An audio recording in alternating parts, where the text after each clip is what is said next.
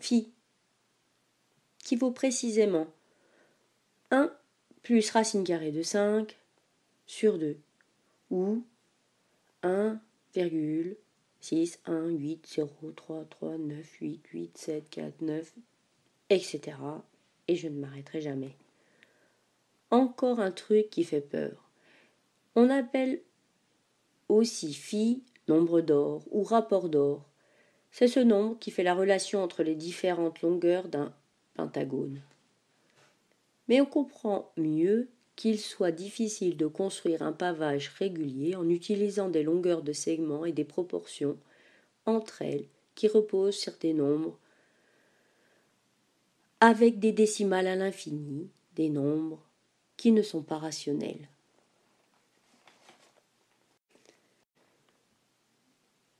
L'homme passe le plus clair de son temps à se rassurer. Il est fini dans sa construction, mais évolue dans un univers infini, qui en plus ne cesse de bouger et de se transformer. Il a donc besoin de choses bien carrées, de formes qui s'emboîtent parfaitement, de nombres entiers. Quant à la nature, sa seule préoccupation, c'est de recycler, de rétablir un équilibre sans cesse bouleversé. Elle a donc besoin pour cela d'outils qui ne sont pas du tout les nôtres. Un de ces outils doit être un processus de construction et de développement, la mitose.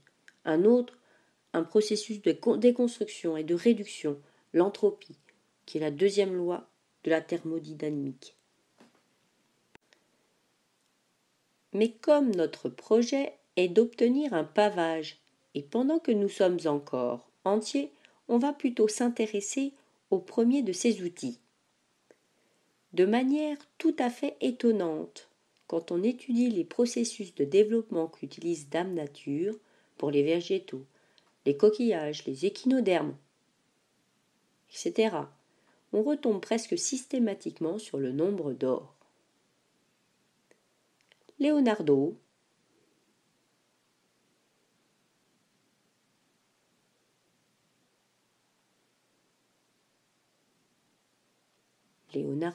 Fibonacci, qui était un mathématicien du XIIe siècle, s'est penché sur le problème de prolifération d'une population de lapins et en a déduit une suite mathématique que l'on nomme depuis par son nom.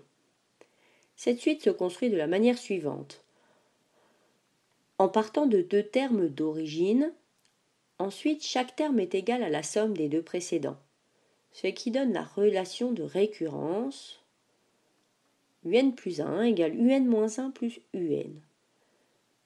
Voilà dans sa façon de croître un outil de développement qui convient parfaitement à Dame Nature, et que justement elle a adopté car avec elle, c'est toujours la simplicité qui l'emporte.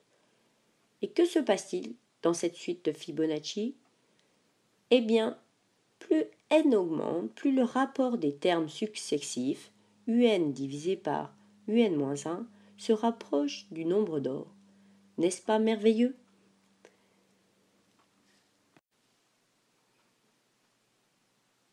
Le rapport d'or peut faire peur dans son expression mathématique, mais il faut savoir que l'on peut l'obtenir très facilement avec un simple bâton, un bout de ficelle, et cela sans aucune mesure.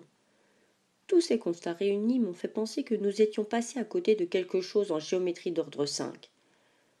Après de nombreuses tentatives et traçages infructueux, sans l'outil informatique,